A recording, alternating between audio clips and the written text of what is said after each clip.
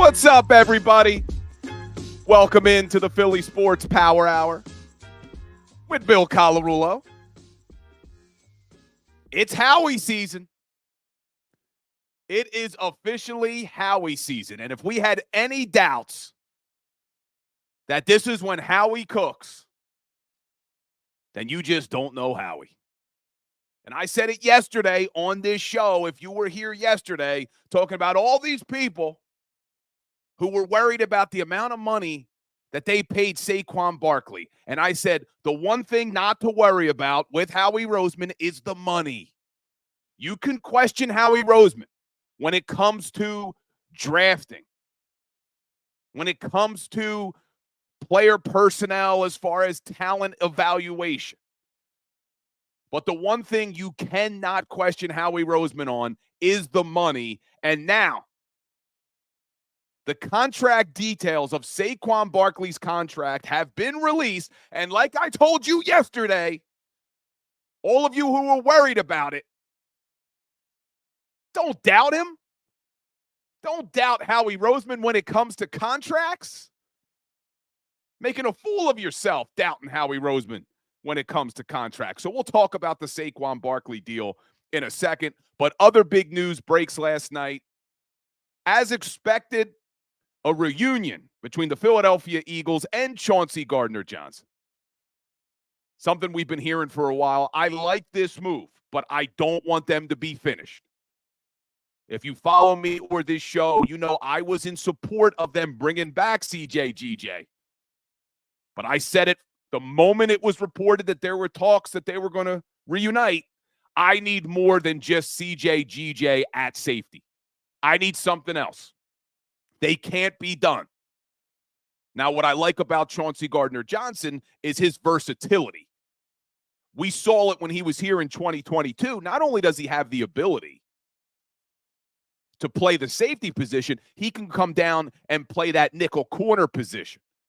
And it doesn't look like Avonte Maddox is going to be back. So that's a good move for the Philadelphia Eagles. But I want to talk about what else I need at that position. And we still have one glaring hole on that defensive side of the football, which we'll talk about. We're going to be joined later on in the show, like we are every Wednesday, by Kayla Santiago. So Kayla will be joining the show. We usually do a lot of Sixers talk with Kayla. I'm done with the damn Sixers. So we'll do a lot of Eagles talk with Kayla today. May just ask her very quickly what the hell's going on with our 76ers. But we're going to get it into it all. Big win for the Fly Guys last night. Big win. Every point they pick up from here on out is one step closer to playoff hockey in South Philly. And you know I can't wait for that. But let's get a little roll call in the chat.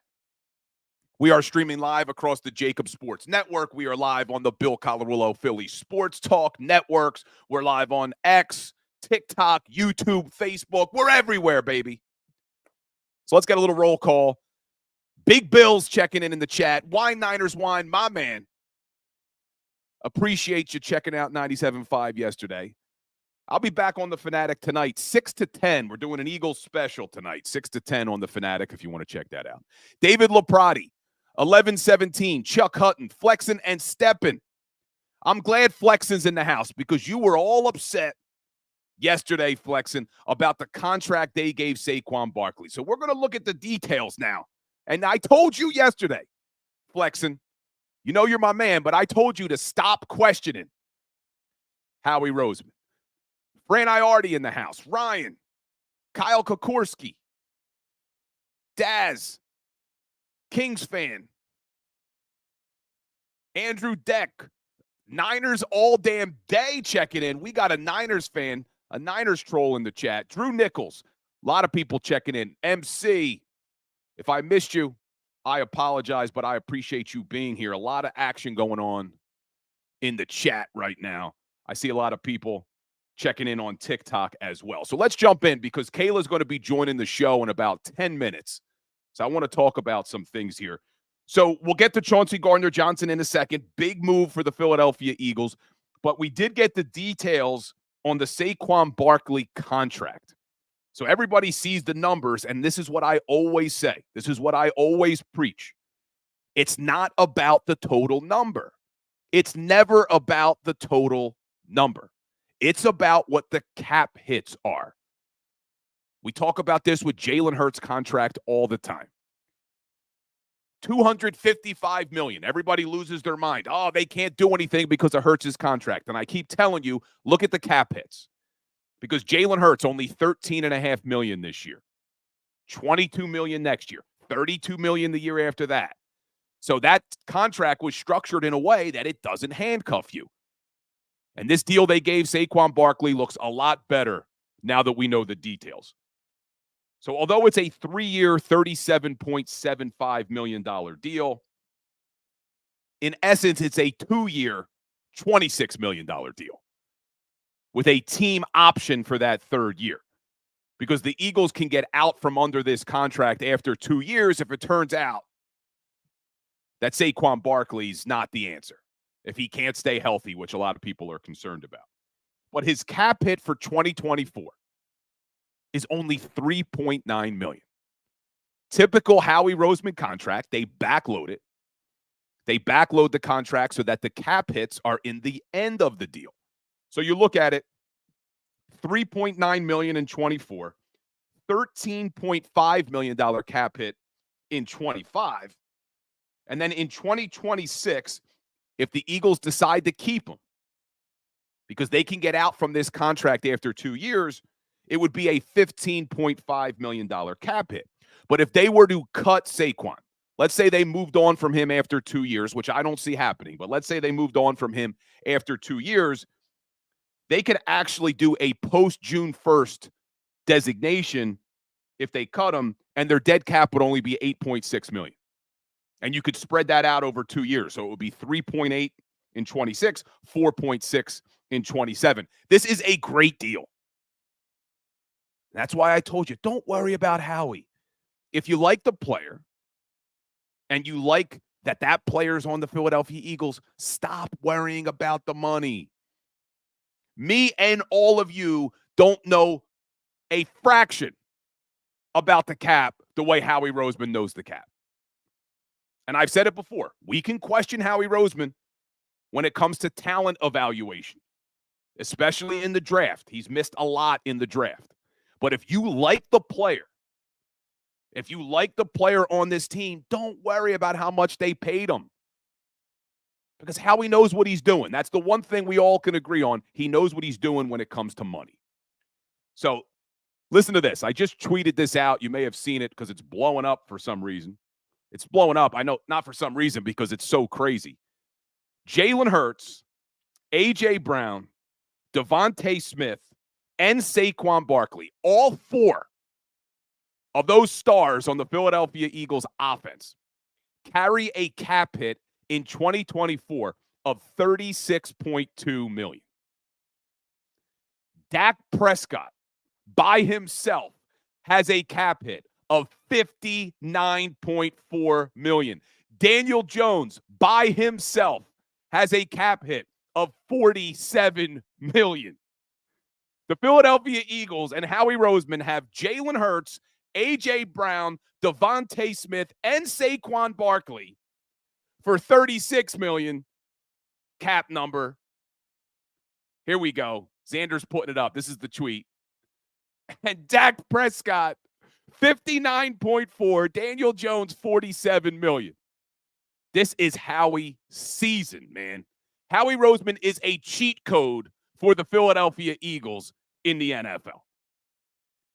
Unbelievable, man. And I could probably, I don't have the numbers in front of me, we could probably even add Dallas Goedert into the mix there. Kenny Gainwell, who's the backup running back. They still wouldn't get to Dak Prescott and Daniel Jones' number. So pretty incredible stuff from Howie.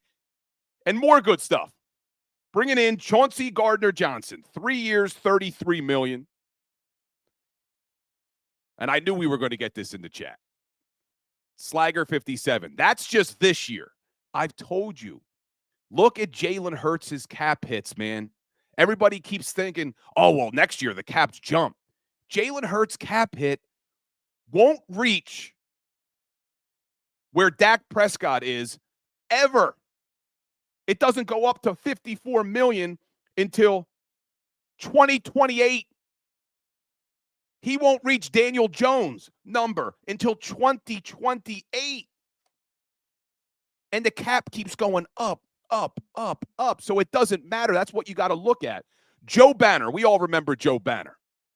Joe Banner tweeted out yesterday in response to the Saquon Barkley signing that with the cap where it is, $12 million for any starter is a steal right now. Because the cap went up $30 million. It's probably going to go up another $30 million next year. So the Eagles are in a great spot financially, but they can't be done. They can't be finished in how they build this team. I like the move so far. Edge rusher Bryce Huff. They brought in linebacker Zach Bond. We talked a little bit about that yesterday. 27 years old. Doesn't play a lot. Probably a special teamer. A rotational piece on that defense. But now they add Chauncey Gardner Johnson. And Chauncey Gardner Johnson, what I like about this move is, yes, he's got that swagger to him. He's got that dog mentality that we've talked about before. You need that on the defensive side of the football. Look at what happened with the San Francisco 49ers. Deebo Samuel talking all that trash all year. He comes into Lincoln Financial Field. Not a single person on that defense did a damn thing last year. When the 49ers played the Lions, at least Chauncey Gardner Johnson tried to do something. At least he gave him a little bump after the whistle one time. So that's what CJGJ brings to this defense, but he also brings that versatility. He can not only play safety, you can move him down to the line of scrimmage. He can play the nickel. So I'm excited to see what Vic Fangio is going to do with a guy like Chauncey Gardner Johnson. So now you did two things that were good. You brought in an edge rusher in Bryce Huff. I know some people are worried because he's not a run stopper, but this guy is one of the best pass rushers in the NFL. That is a skill not to overlook. Those out there who just want to be negative, sure, let's look at, oh, he can't stop the run. He's one of the best pass rushers in the NFL. You don't find that everywhere. Only two players in the league last year had a better win rate than Bryce Huff when it came to pass rush, and their names were Micah Parsons and Myles Garrett. So that was a great move. He's still only 25 years old. So I like those two moves, bringing in Chauncey, bringing in Bryce Huff. But if you follow this show, if you follow me, you know going into free agency, I said I needed Chauncey Gardner Johnson and somebody else. So I don't want them to be done at the safety position because right now your starting safeties are Reed Blankenship and Chauncey Gardner Johnson. I can't trust Reed Blankenship yet. We need some more depth back there anyway. So I want to see them go out and get somebody else. Cameron Curl is still a name that's out there, only 24 years old, played for the Washington Commanders last year. I know a lot of people are throwing out the name Justin Simmons because of his relationship with Vic Fangio. I'm not going to be angry at that move, but at the same time, I'm kind of done with the 30-year-old safeties. Justin Simmons is 30 years old. I'd rather see them go young. I'd rather see them go and get a Cameron Curl from Washington who's 24. And now you sign him to a 3 or 4 year deal. We got Chauncey Gardner Johnson and Cameron Curl for the next 3 years. Our safety position's fine. And you still have Reed Blankenship, and you have Sidney Brown, hopefully coming back from his ACL at some point next year. Now I feel a lot better about that safety position. You know, I'm not as worried about the cornerbacks because I think Isaiah Rodgers was, in essence, our free agent signing at corner this year. They signed him last year, but he was suspended all year. Wait until you see what Isaiah Rodgers does on the outside. So I like that move a lot last year. So that's essentially your free agent signing at corner. So now you have Keely Ringo, who I'm expecting big things in year 2. Isaiah Rodgers. You still have Darius Slay. Eli Ricks battles. You got Zach McPherson, who's another name coming back. Blew out his Achilles in training camp last year. The Eagles were high on him last year. So I like the secondary the way it's shaping up. I just need one more piece. Give me one more, Howie. Give me another safety. And then I'm feeling good about the secondary. But we still need that linebacker. We still need the linebacker. We don't have one yet. And they're coming off the board. I know some people wanted Patrick Queen. I was one of those people. I really wanted Patrick Queen. He goes to the Pittsburgh Steelers. My understanding is the Eagles did look into him, but they didn't want to pay him that much money. And I don't think it had anything to do with what they're paying Saquon Barkley. I know some people, they should have signed Queen instead of Barkley. I don't think that had anything to do with it. They still have a ton of cap space. But who would they go get? I still would like to see them go younger in free agency at linebacker too, but players are coming off the board now. So I don't know if you're going to see a move. I talked to you before. Howie Roseman doesn't necessarily make all of his moves right away. Sometimes he waits a little bit. So when we look at linebacker, who's still available? I'm looking at some of my list of people I want. We know Frankie Laveau signed already. Patrick Queen signed already. Is Jordan Brooks still available, or did Jordan Brooks sign somewhere? Because he's young. Seattle got rid of him. Did Jordan Brooks sign anywhere? Because he was a name I was looking at. There's just been so much news I can't keep up, man. Yeah, he signed with the Dolphins. So he's off the board as well. Devin White's a young linebacker who's still available, but he had a real down year last year. So we'll see what they do, but my understanding is Josh Sweat is gone. People I've spoken to have said Josh Sweat will definitely be traded. Haason Reddick, though, potentially could be back. Haason Reddick's going and testing the market because he wants to be paid a ton of money, as we know. So, and I got people on Twitter saying, get with the times. Dude, with all the freaking news that's coming out of here. So I didn't know one player had signed. There's been news all day, and I was on the radio all day yesterday. So just relax, brother. Relax. But when we get back, we're going to be joined by the one and only Kayla Santiago. Want to talk to her. A lot of Eagles today because I know everybody's over the Sixers. And Tobias Harris had a great night last night. In 26 minutes, 2 points, 3 rebounds, 1 assist. Tobias. Anyway, when we get back, we'll do some more Eagles talk with the one and only Kayla Santiago. This is the Philly Sports Power Hour. I'm Bill Colarulo. Hit that like button, hit that share button. We'll be right back.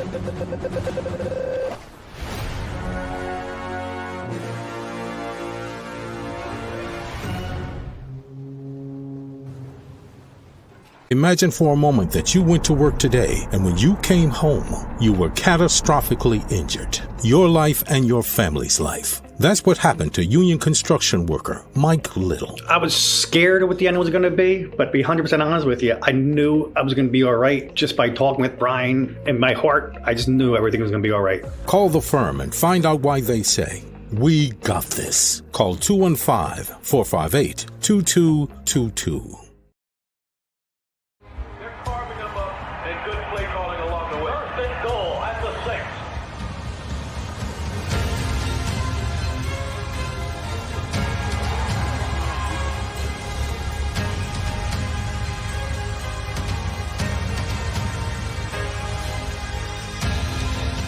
Field of life, First Trust Bank is there for you.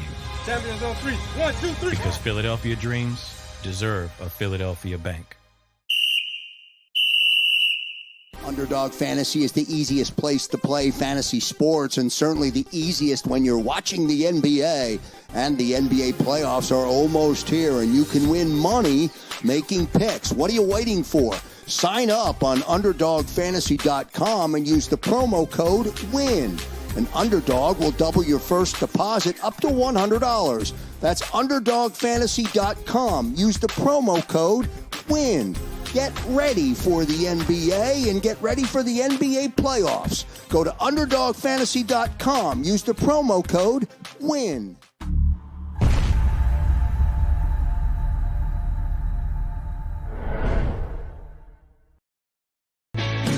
Hi everybody, my name's Jason Lombardi. I'm an inspector at DryTech.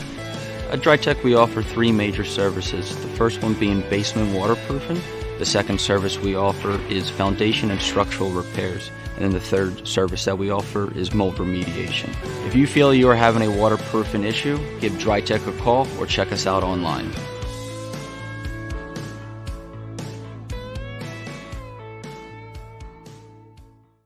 Do you stream on a Roku, Fire Stick, Google TV, or Apple TV? Now you can watch 6ABC 24/7 with the 6ABC Philadelphia streaming app. And the big story on Action News? Search 6ABC Philadelphia and start streaming today.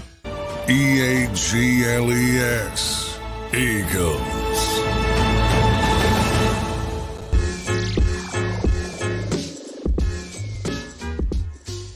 What's up, everybody? Welcome back into the Philly Sports Power Hour. It's an exciting time of year. And I'll tell you what, before we bring Kayla on, the craziest thing is Howie Roseman and the Eagles know exactly what to do. A lot of people were over the top negative with this team. You know, I wasn't one of them. I get called Bill Spadaro because I saw all the cap space they had and why I was excited for free agency. But all that negativity, in less than 48 hours of legal tampering, the entire city has shifted. I can't walk anywhere without seeing Eagle shirts all day to this morning when I was walking around. Yesterday, everybody's rocking their Eagle shirt. This is why they stay number one in the city. Anyway, now I want to bring on the one and only Kayla Santiago. And is that an Eagle shirt you're rocking too? It is. Listen, I have to because Howie Roseman deserves a standing ovation after what he did. We all know that he can do things like this, but I think a lot of people were kind of doubting it, saying, okay, well, he got an offensive player, and he got the guy that I wanted on the defensive side of the ball, so I am super excited. Listen, the Sixers have broken my heart enough. It was time for the Eagles to kind of pick up the pieces off the floor. I'm as happy as can be right now. Clearly on paper, it looks good. We have to wait till this season, but big moves being made, and it's exciting for the Eagles. Absolutely. And this is Kayla Santiago. Does a great job covering the Sixers, the Eagles, does some play-by-play for the Delaware Bluecoats at times. So I always tell you, make sure you're following Kayla because she is going places. So Kayla's been calling for the Chauncey Gardner Johnson signing for a while. Why are you so excited that he's back? Listen, I understand the injuries, and I don't care about what he said bad about the Eagles last year. I'm just glad that he's back in Philadelphia. You know, we talked about this a little bit last week. The youth in that position right now is so much. And you're looking at guys that need another veteran back there. Darius Slay, a lot of people looked at him last year and said, well, he's not playing well. He wasn't playing well because he was probably asked to do a bunch of different things and different defensive coordinators. He's probably all over the place. Now you have another guy in CJ Gardner Johnson back there with you. Maybe that helps out, elevate Darius Slay's game just a little bit. I mean, I absolutely love the signing. You look at it and you say, okay, he was a huge piece for the Eagles when he was on this team. I was upset when they let him go. Listen, I was happy they re-signed Darius Slay. I wasn't super happy about James Bradbury. And I looked at it and I said, okay, you're going to regret losing CJ. He's a veteran back there. I get, once again, the injuries might be a factor on why people don't want him. But he's a guy that you need back there. And if he can stay healthy, he's really going to help this team. I wanted it. I'm so happy that maybe Howie listened. I don't know. Maybe he was tuning in last week. I'm sure he had it on his board. But in Howie we trust, because I think that signing was huge, maybe even bigger than the Saquon Barkley signing, because I kind of figured once they let go DeAndre Swift and let him walk, that there was going to be a big running back coming into Philadelphia. So I'm glad that they also prioritized part of the defensive side of the ball as well. Yeah, and I like the swagger Chauncey Gardner Johnson will bring. But what do you think now? Do you think they're finished at the safety position? We'll talk more about the other positions on defense, but do you think they bring in anybody else at safety, or do you feel okay with Reed Blankenship, Chauncey Gardner Johnson, and then Sidney Brown when he comes back from injury? You know, so it's interesting. I want to say maybe they're done with the safety position. I don't think they're done with the secondary as a whole. We saw yesterday reports of McKinney possibly coming over. You know, you look at that and you say, okay, maybe Howie really isn't done. I understand that, you know, he can go to the draft and there's some talent there, but it's going to be the same thing that we saw last year. You don't want a ton of young guys back there, especially if for some reason Slay or CJ go down. So I look at other corners. I also look at the safety position. I don't think that he's done yet, But I do think that he might prioritize other things because I think he may go to the draft now for the secondary and maybe try to get a linebacker. I was just tuning in, listening, and you said you don't really know right now who the Eagles could even go after because there's not a lot of guys after that possibly pop out to you at this moment, which I do believe is true. But I think that you need to prioritize that position because you can't get a young linebacker out of the draft. Not everybody's going to be a Micah Parsons. So when you look at it, you have to say, okay, I think that's where Howie's move maybe goes next. And then if there's a deal out there, maybe he brings in a safety, but I wouldn't prioritize bringing in somebody else right this second. I do think, as much as I don't like to say, you can go to the draft for that. Yeah, I have some concerns with the linebacker position still. I feel good. I'm not getting too carried away. It's only been 48 hours since the legal tampering period. None of these deals are even official yet, which is crazy. We're all losing our minds. We got to get to 4 o'clock today for it to be official. But I just look at that defense, and the linebacker position is still a glaring hole. Right now, the only linebackers you have under contract are Nakobe Dean, who we still haven't seen enough of. He played 34 snaps as a rookie, was on the IR twice last year in his second season. And then you have Ben Van Sumeren, who was playing fullback a couple years ago in college. So I think they need to do something. And as much as I'd love to see them draft a linebacker, that would also be a question mark. So you agree with me, you've got to do something before the season starts in free agency where they bring in a player at linebacker. Yeah, absolutely. And I'm not against drafting a linebacker either. I do think it's important that they're able to grow young talent, but I just think how this team was constructed. We saw it last year. You look at a guy like Sidney Brown, and I give credit to Sidney Brown. You could see every single game like he was getting better, like he was learning, like he was putting it all out there, like he was the only one tackling at times. But he's a rookie. He's going to make mistakes. He has so much to learn in a position that didn't really have a lot of veteran leadership as well. So if you're going to bring in a linebacker from the draft and you say, well, Nakobe Dean is your leader and your veteran, you got to listen to him, he's going to give you the advice, then the Eagles are definitely in trouble. You need to bring in somebody else. I wouldn't be sad if they got somebody from free agency and then also drafted a linebacker just to kind of grow that position a little bit more. Now, I doubt they do that because we both know they have overlooked that position for such a long time. But if they do, I wouldn't be sad about that either. So you look at it, and I agree with you. I don't think there's anybody glaring right now out there. I was actually looking at some articles, yesterday about it because I'm saying, okay, when are they going to make that move? Jordan Hicks is a name people are throwing around as well. A reunion with Philadelphia. I think his asking price might be a little bit too high. Right. Yeah, he did. So yeah, he signed I think already. So that was an article that came out before he did all that. But, you he reunited with I'm drawing a blank now on our Jim Schwartz. Jim Schwartz. He reunited with our defensive coordinator, Jim Schwartz, who he was here with in Cleveland. So I would have loved that pickup, just like I would have loved CJ to come back. But you look at guys kind of like that might not be as high of an asking price. They're not necessarily at the top. They're she froze on us. She froze on us. We'll see if we can get her back. All right. We'll see if we get Kayla back. I think she's back already. There she is. Okay. Sorry about that. There is some construction outside our complex right now, so no worries. But yeah, I think you look at a guy like that when you look at free agency. That was a signing that I would have loved the Eagles to get. But once again, I just think his asking price was a little bit too high. Clearly he's happy he got paid wherever he's at. So you look at it and you say, all right, well, maybe a guy like that could come into Philadelphia and make a difference.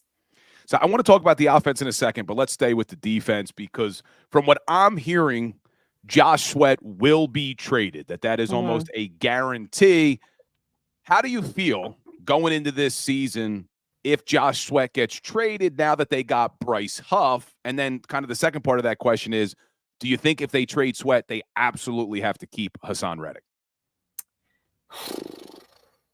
That's tough. I was talking to a lot of people that I know that cover the Jets, and they look at it and they say, Bryce Huff, like, we're lucky to get Bryce Huff. He's a really dominant player. He has so much upside in him as well, even more that I don't think a lot of people saw because he was on the New York Jets. So I think that he's going to be a really good piece that a lot of people don't expect him to play very well. I think that you need to keep Haason if you get rid of Josh Sweat. And I get that Josh Sweat isn't the best player of all time, but he did all the little things for the Eagles that you're really going to miss. I mean, that defensive line and that outskirts of the defensive line now on the edge too, they're going to be a little bit younger. Yes, you bring BG back, and I get Fletcher Cox is in a different position, but you're looking at that rotation right now and you're saying, okay, there's a lot of young guys that are going to be there. And I like the addition of Bryce Huff, but I absolutely think if you get rid of Josh Sweat, you got to figure out a way to keep Haason Reddick. Now, does that help you out getting other pieces on your team? Not really, because he's going to be asking for a lot of money, but you look at it and you say, okay, I think he's worth the asking price. I think last year he didn't play as well because of that injury to his hand, to his thumb. So I think you look at it and you say, okay, he's a piece that could play really, really well for this team, and I would like to keep him if they could. Yeah, and I think knowing what we know about Howie and how good he structures cap hits and everything, extending Reddick would actually save them money this year because his cap number is $22 million for 2024. If they're able to enter into a 2 or 3 year extension, even though they would be paying him more money, I think they could probably cut that cap in half for this season, kick the can down the road when we know the cap's going to go up even more over the next 2 years. So it could help them. But yeah, that's what I would like to see. My problem with Josh Sweat, Kayla, and I gave this stat yesterday on the show. You look at his last 4 seasons, he goes way too many games without contributing at all. And you look at even last year, he went 8 straight games to finish the regular season without a sack. He hit an absolute wall. I know he played a career high in snaps, but you can't have that. He did the same thing in 2022, went 5 games in a row. 2021, 4 games in a row. 2020, 5 games in a row. There's always these long stretches for Josh Sweat. So, but I agree with you. I think if you do trade Sweat, you have to keep Haason Reddick, because now what would be the plan? Nolan Smith and Bryce Huff.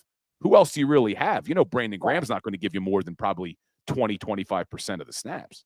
Yeah, and I agree with that. As much as I love BG, I mean, he's gearing towards the end of his career at this point. So you look at it and you say, okay, I like Josh Sweat. I understand that he might not contribute as much as people want to, but I think he would be a good piece if you had to have an example of Haason Reddick leaving, keeping Sweat, and having those other pieces. I do like that, but clearly it doesn't seem like they want to keep him. They want to part ways. So I agree. I think you have to keep Haason Reddick, because otherwise you're looking at your defense and there's just so many holes that they're all not going to get fixed in free agency, and they're all not going to get fixed in the draft. So then you kind of dig yourself a hole a little bit there, unless you're going to the free agency market. But then what? You need a linebacker still, you need an edge rusher still, you need pieces to your secondary still. So yeah, once again, you come into a season with an offense that looks chipper as ever and a defense that has a lot of holes. They did that last year. It clearly didn't work. So you want to go into this season and say, okay, you need to make sure that, for one, you're paying guys, keeping some, getting rid of the ones that you don't think are going to contribute, and being able to bring in other pieces along with that. So, you know, we're not Howie Roseman. You know, we don't know what's going on behind the scenes and what he has up his sleeve, but I do know that they can't go into this season with holes on the defensive side like they did last year. Yeah, I agree with you. But let's talk about that offense, because it does look unstoppable. Saquon Barkley, we heard rumors that they were interested. A lot of people didn't want to believe it, but he will be a Philadelphia Eagles next year. What do you think he brings to that offense? So much. And, you know, I saw this today on the New Heights podcast with Jason Kelce saying that, dang, Saquon Barkley decides to come to Philadelphia after he leaves. I would have loved to see Jason Kelce blocking the heck out of defensive lineman for Saquon Barkley. But besides that, he's just so electric. He's going to be so fun to watch on this team. And I think it's really something that they need. And I'm glad, as much as, you know, we don't want to put the blame all on Brian Johnson, if it was the reason they didn't run the ball at all, I'm glad that he's gone, because this is a running back you get to run the ball. And it takes a lot more pressure, I think, off of Jalen Hurts. You looked at Jalen last year, he was forced to throw a lot. And I don't really necessarily think this was going to force him to throw. I think some people might say, okay, well, what's Jalen going to do now? You have a power running back. Yeah, you do, but Saquon Barkley is going to need a sip of water or some rest at some point, so Jalen Hurts can still get out and run for the first down if he needs to. But I think this keeps Jalen even more healthy. You look at it and you're not seeing him forcing him run the ball when you have a guy like Saquon Barkley. Of course, it's the game of football. Injuries scare me a little bit with Saquon, but they scare you with everybody. Everybody said about DeAndre Swift coming in that he's injury prone. Well, he was fine last year, and he played very well for the Eagles. He didn't get as many touches as he deserved, but he did play well. So you look at Saquon. I'm excited. I'm excited that the Giants are frustrated about it. You see all the stuff on Twitter and everything like that. His teammates going at him. Listen, it's rivalry time, I guess, with New York and Philly. So I'm looking forward to that game as well. And I think it's an awesome pickup for Philadelphia. Yeah, one of the people who was a little upset about the signing was Tiki Barber. And I actually texted with Tiki yesterday, and he said 17 years retired, and I'm still in all your heads. So Tiki, yeah, he tried. He wrote it to social. He did everything. But listen, I think for once, Eagles fans can be on the opposite side of it and say, wow, we actually got a really good piece that hurt us on the opposing side for so many years. Yeah, and you look at Saquon Barkley, and I know people are worried about his injury history, but you look at the last 3 seasons, he's played 45 games. You look at DeAndre Swift over the last 3 seasons, he's played 44 games. So, we can't just assume that Barkley's going to get hurt, and we've never seen him play with these type of weapons. In fact, I went and looked. Let me see if I could find those numbers. I went and looked at who he's played with in his career. Let's see, where did I put those numbers? I don't know if I have them in front of me, but last year, here we go. Last year, in addition to having bad quarterback play, Saquon had Daniel Jones, Tommy Cutlets, Tyrod Taylor. Their leading wide receiver was Darius Slayton with 770 yards. 2022, leading wide receiver, Darius Slayton, 724 yards. 2021, leading wide receiver, Kenny Golladay, 520 yards. Kenny Golladay, yeah. 2020, Darius Slayton, 751. 2019, Darius Slayton, 740.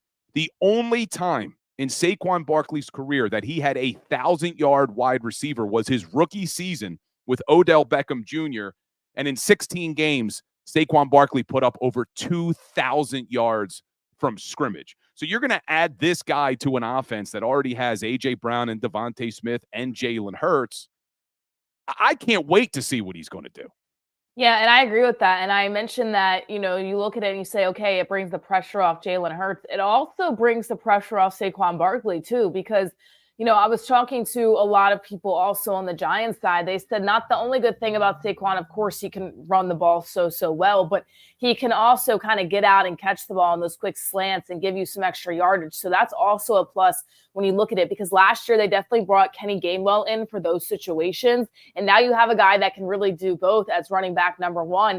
And now you look at it and you say, okay, well, not only the receivers, the tight end and Dallas Goedert as well. You look at that and you say, okay, that's my guy that's going to block for me. That can also catch the ball. That's also a very, very good player and can do everything that's needed in that core. So I think it also brings the pressure off Saquon Barkley. And I think that's absolutely huge, because I know that injuries are a part of the game and freak injuries happen, but at the same time, if Saquon doesn't have that much pressure on him, maybe it keeps him healthy. Oh, by the way, he's not playing at MetLife for every single home game on that horrific field. So maybe it's the curse of MetLife is the reason why he was getting injured so much, because now he's going to be playing at the Link. So I look at that and I say, okay, I know it sounds crazy, but what happens every single time players go to MetLife? It happened with the 49ers and it happened with the Eagles this past season. You look at it and you say, okay, that field is really messed up. Let's see how Saquon does at the Link. He's still going to have to see the Giants at least once next season. At the same time, though, I'm looking forward to this. Saquon Barkley is a terrific signing to me, and I'm really excited. Honestly, the running back I think I've been most excited for since LaShawn McCoy. And that sounds absolutely crazy, but I absolutely love Shady, and I think Saquon Barkley can kind of bring you that exact same power and that exact same drive that we haven't had in a really long time. It's a great analogy when you talk about LaShawn McCoy, because that was also the last time Howie Roseman paid a running back big money, because they viewed LaShawn McCoy as a 3-down back. They didn't view Miles Sanders as a 3-down back. As good as he was running the football, he wasn't a great receiver out of the backfield. Right. And DeAndre Swift, as good as he was at times, one of the areas he struggled was in pass blocking. So they didn't see him really as a 3-down back. Now you have it, and you have a guy like Saquon Barkley. And I was listening to Adam Schefter this morning, and he compared Saquon Barkley to what Christian McCaffrey has done for the 49ers offense. He said, if Barkley can stay healthy, I expect him to do the same thing to the Eagles offense. It just takes him to an entirely different level because of how versatile Saquon Barkley can be, like you mentioned, in the passing game. Yeah, let's hope that that's exactly what it is. I see people in the chat saying DeMarco Murray. If that happens, I think I'll just cry myself to sleep every night, because I went out, I was so hyped. I got a jersey and everything when we took him from the Cowboys, and then I was like, well, this guy does absolutely nothing. I don't think that's the case, though. I think Saquon, he's ready to play. And Bill, as you mentioned before, he's playing with a lot of talent on his side.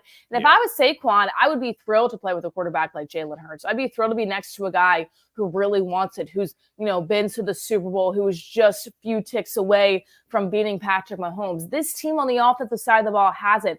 They have a new offensive coordinator, which is huge. I mean, I'm thrilled. I hate to get overexcited because this is always what happens, but you look at this team, how it's constructed, it's so much better than a season ago, and I'm just excited to see what they can do. Of course, fingers crossed he stays healthy, but it's the game of football. I think you're always worried about injuries. Yeah, for sure. I mean, that's what makes this sport so difficult. It's why their careers are so short, is because of injuries. But a good start, and we can get excited. This is the time of year to get excited because you look around the NFC, and one of our biggest competition, especially in the NFC East, the Dallas Cowboys. Philadelphia Eagles have added Bryce Huff, Saquon Barkley, Zach Bond, Matt Hennessy, Devontae Parker, Chauncey Gardner Johnson. They extend Landon Dickerson. They extend their punter, and they extend their long snapper. Well, the only thing the Dallas Cowboys have done is extend their long snapper. That's the only move they have made so far this offseason. And Dak Prescott's brother, Tad, didn't know he had a brother named Tad, but Tad Prescott tweeted out yesterday, if we didn't know it already, the Philadelphia Eagles have the best front office in the NFL. Hashtag, how about them Cowboys? That's coming from crazy. Dak's brother. That's crazy. If I was Dak, I'd be like, you cannot tweet that. These fans are going to go absolutely nuts. But, I mean, they're not wrong. You look at the woes of Howie Roseman in the draft, and I think that he's been able to really upkeep that as of late, especially from the past 2 years. You look at Jalen Carter, you look at Jordan Davis, you look at Devontae Smith as well. So I think Howie Roseman right now, he knows what he's doing. And, last year we said, oh, well, the Eagles' woes are coming from the top up. And maybe they were, but they clearly are fixing their mistakes. They clearly believe in Nick Sirianni, that he's going to be the guy, at least for this year, and they brought him help. I think that's what he needs, and that's what he's got. And I absolutely was losing my mind. I was excited about Saquon, but you know how hype I was over CJ getting him back. When that happened, when I got the Bleacher Report notification on my phone, I was going nuts. I was so excited to report on it at work, too. I mean, it was just awesome to be able to have that reunion. And sometimes there's players that Howie will bring back, and I'm saying, okay, why are you bringing him back? This is just because you want to give them a little bit of love for the Super Bowl, and that Super Bowl win in 2017. CJ, he's not that. He deserves to be back. He deserves to be in this position, and he's really going to help them out on the defensive side of the ball. Now, what do you think this does, all this firepower now on the offensive side of the ball? What do you think that does for Jalen Hurts? Because I know a lot of people are saying this will help Jalen, but do you think it puts more pressure on him to have to deliver? Because really now, no excuses. Experienced offensive coordinator, really good weapons. What do you think the pressure's like on Jalen Hurts going into 2024? I think there's a lot of pressure, but I think there was pressure before you got Saquon Barkley, and I say that because of how they ended last year. I think, if you look at it right now and you say, okay, well, there's no pressure on Jalen, you're absolutely crazy because last year they played horribly, and not all the blame was on him, but definitely some of it was. And I think in his mind, he kind of already knew that I had to perform next year no matter what, because this year was such a collapse for the Philadelphia Eagles. So I think that pressure was already there. So I think from that standpoint, you already have that. I think bringing in Saquon, maybe he can actually take a deep breath saying, yeah, I need to perform, but I already knew that. Now I have an extra piece that's going to help me be able to do that. A new offensive coordinator that's going to be able to help me grow, help me get better, really apply to his strength versus just kind of having an empty backfield, putting him in the pocket to throw, because that's not who he is. Yes, he can do that, but he can do so many more things. It's asking Lamar Jackson to say, hey, only pass the ball. You're absolutely crazy. They tried to do that in the AFC Championship, and they missed out on so many different things because you look at it and you say, okay, yeah, I get the narrative that people want Lamar to throw the ball. At the same time, he's so powerful as a runner, and that's what makes him such a good quarterback. He can do so many different things. So when you bring in a guy that's going to allow Jalen to do the exact same thing, I think that he's excited. I think the pressure was already there from the end of last year. So I don't think there's any added pressure. I almost think it's a relief to have a guy that can come in and kind of help you live up to those expectations that you had when you lost that playoff game last year. And the Eagles make a lot of moves. I mentioned the Dallas Cowboys didn't make any moves, but another NFC contender that I think is the team to watch for the Eagles this year. I'm not as worried about the 49ers. I think they're going to experience that Super Bowl hangover. But the team I'm worried about is the Green Bay Packers, and they make some really good moves to start free agency. They outbid the Philadelphia Eagles for safety Xavier McKinney on the defensive side of the ball, and they also bring in Josh Jacobs at running back. They release Aaron Jones, who went to Minnesota. You worried about the Packers at all this year? I mean, I definitely am. I loved how they played last year. I love how they gave the 49ers a run for their money in the playoffs. And I think that team is well constructed. They clearly understand that Jordan Love is the guy that they want to bank on right now, at least the guy for the short term. And I think that you see that because they're bringing in other pieces that are going to help him a little bit as a team, as a whole. So you look at that and you say, okay, well, this is really awesome. But one of the things, I think the Eagles just have that experience. I think the Eagles have the experience of playing deep in the playoffs. You've already seen guys like Jalen Hurts be there. He knows what it feels like. So from my standpoint, as long as anybody can stay healthy, I look at the Eagles at this point right now. We haven't touched the draft yet. You know, teams are still making moves, but at this point right now, I would take the Eagles as the top team in the NFC, just have her constructed on paper. They still have moves to be made. And, you know, it's Eagles as 1A and Packers as 1B. I just think the Birds, they have that experience. They have a coach that has been there. They have a coach that, you know, after the downfall last year, they're going to have no hangover. They're going to be like, okay, we need to really show this city what we can do. Otherwise, there's going to be conversations of their job going out the door. So, to me, you look at that and you say, okay, the Packers, I think, still need to experience a little bit more. The Eagles have had it, and they know they need to get back there because, once again, jobs are going to be on the line if they have an instrumental collapse like they did a season ago. And we can't ignore, I see people checking in on TikTok, we can't ignore the 49ers. You can't ignore the Lions.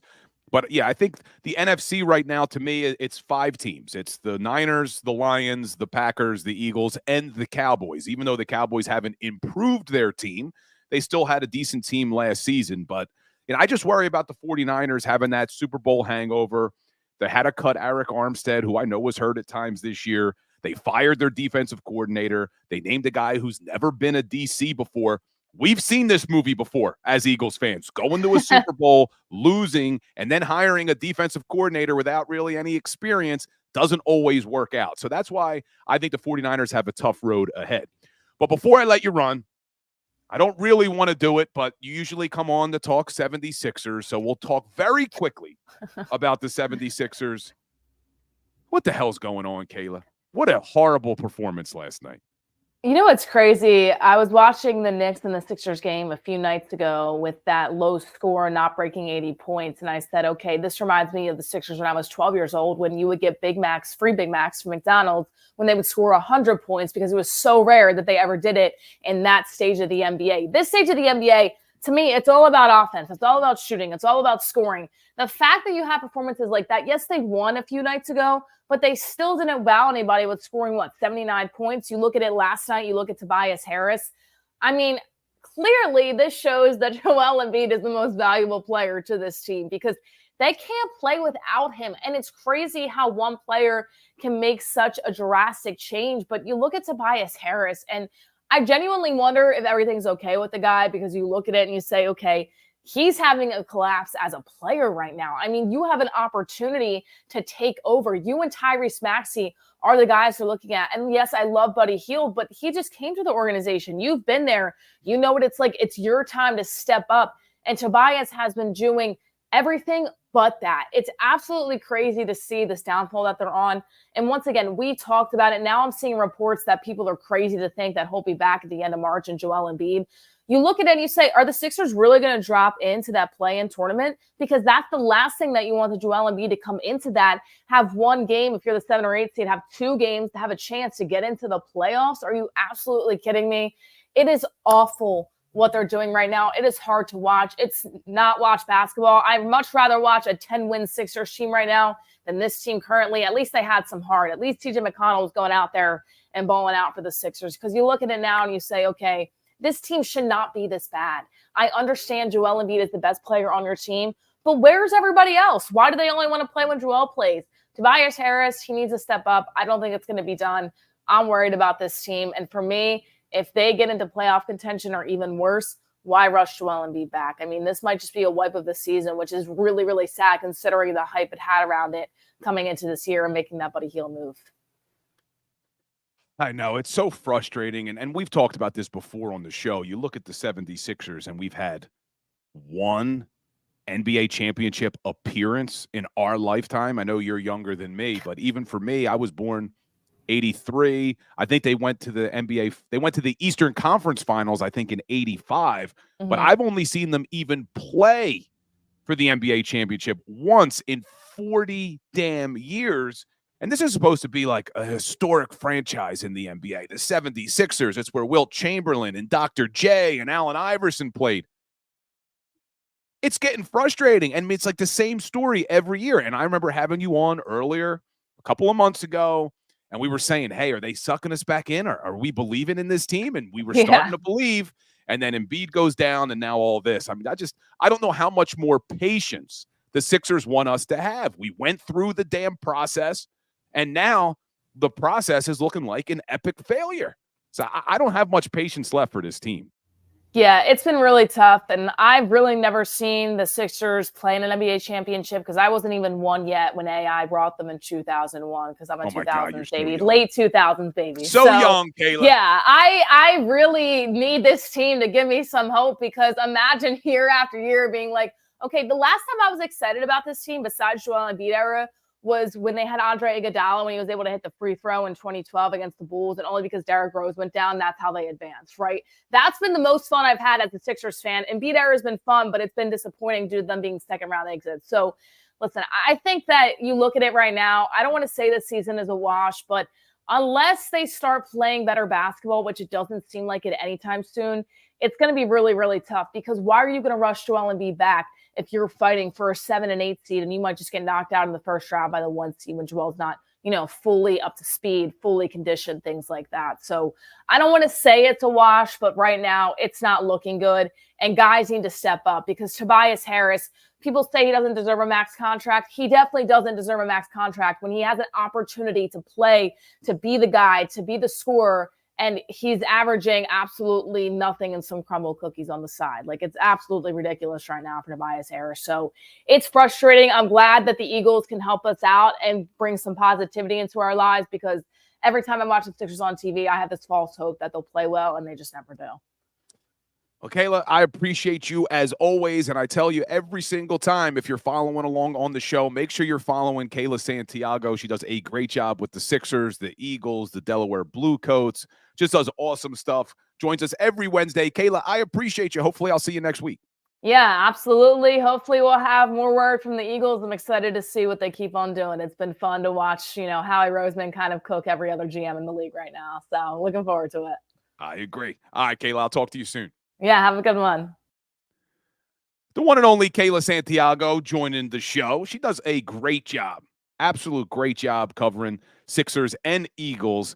And you got to listen, if you haven't heard her do play-by-play, every once in a while she's on the Bluecoats play-by-play, does an awesome job as a play-by-play announcer as well, which is not easy. I don't know if anyone's ever tried to do that. Play-by-play is not an easy thing to do, and Kayla is very good at it. So she's certainly going places. But we're almost done the hour, and I see people in the chat saying, hey, extend the show. But I do appreciate all of you being here for the hour every single day, Monday through Friday, 10 a.m. to 11 a.m., the Power Hour, Philly Sports Power Hour. Tomorrow, probably Farzy going to join the show. I'll keep you updated on that. But make sure you're following me. I tell you that every day, especially here on YouTube, Twitter, Instagram, Facebook, TikTok. Make sure you're following along everywhere. We're posting daily content every single day about all Philly sports. Heavy lean on our Philadelphia Eagles, but all Philly sports. And I don't understand. I still see some negativity in the chat. I still see some negativity. But how could you be negative right now? How could you be negative right now looking at the direction of this Philadelphia Eagles team? We are less than 48 hours into legal tampering. It kicked off Monday at 12 o'clock. And you sit here now, and we are a better team. The Philadelphia Eagles are a better team right now than they were 48 hours ago. They can't be finished. I'm not satisfied. I still need linebackers. I'd like another safety. But how could you be negative as we head into now the 2024 offseason? As you look at, they still have a ton of cap space. You know that I'm usually positive about the direction of this team because I saw what was happening. People were saying I was Bill Spadaro because I looked at the future and I said, I'm ready to close the book on what happened in 2023. Because if you look toward the future and you saw all the cap space they had, and you saw that they brought in Kellen Moore, an offensive coordinator who's called plays for 5 seasons in this league and did it with the number 1 offense 2 years ago. You brought in Vic Fangio, who's been a defensive coordinator for 20 damn years in this league. How could you not feel better today about the direction of this Eagles team? And I still, look, Nick Sirianni and Jalen Hurts. You know I'm still a fan of both. But this is a prove-it year for both of those guys. You've given Sirianni a good offensive coordinator. You've given him a good defensive coordinator.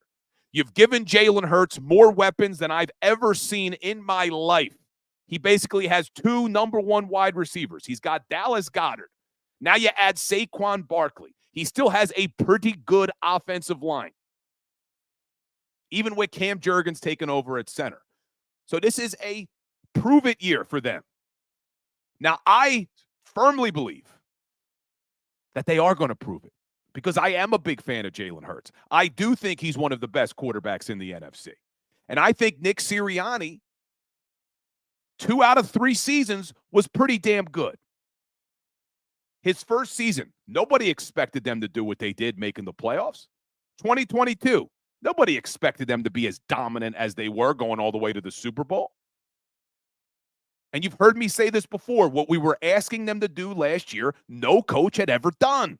No coach in NFL history went to a Super Bowl, lost both coordinators, and were able to get back the next season. So let's see what happens in year 4. Let's see what happens with 2 competent coordinators and a bunch of weapons and a bunch of personnel. They're not done. They're not finished. They better not be. They still need pieces on that defense, but this is a pretty damn good start. I'm feeling pretty good. I think a majority of the city is feeling pretty damn good. But let's take a look like we do every Philly Sports Power Hour with a little Today in Sports History.